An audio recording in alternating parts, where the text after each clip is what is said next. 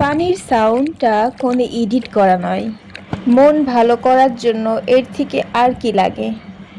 জায়গাটা এত সুন্দর আর এত মনোমুগ্ধকর, না গেলে বিশ্বাসই করা যাবে না।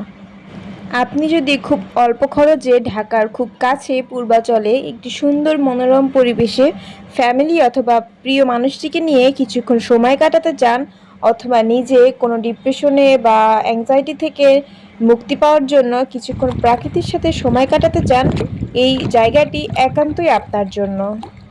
লেকটি কিন্তু যথেষ্ট বড় এবং এর পানিগুলো দেখতে প্রায় নীল, আর এজন্যই এই দিঘির নাম হয়েছে ব্লু লেক। পানিগুলো ছিল খুবই স্বচ্ছ, আর এখানের বাতাসটি ছিল সত্যিই মনোমুগ্ধকর।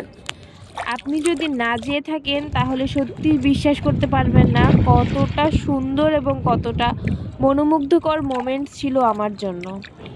ঢাকা থেকে মাত্র 60 টাকা খরচ করে আমি এই ব্লু লেকে চলে এসেছি।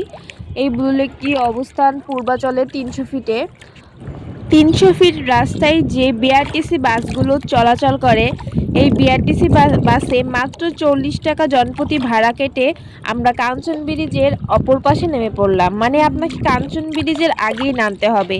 সেখানে নেমে একটি অটোকে ব্লু লেক বললেই যে কোনো অটোই আপনাকে এই জায়গাটা নামিয়ে দিবে, মাত্র 20 টাকা করে ভাড়া নেবে।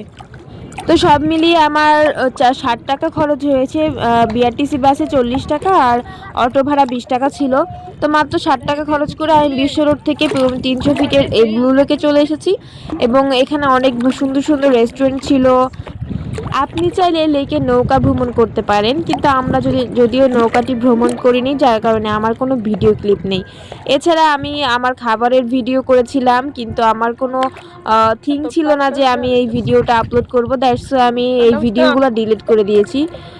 তো সবার কাছে রিকোয়েস্ট, সবাই একবার হলেও এই ঢাকার কাছে খুব কাছের এই জায়গাটি আপনারা ভ্রমণ করে আসবেন, অবশ্যই আপনাদের ভালো লাগবে।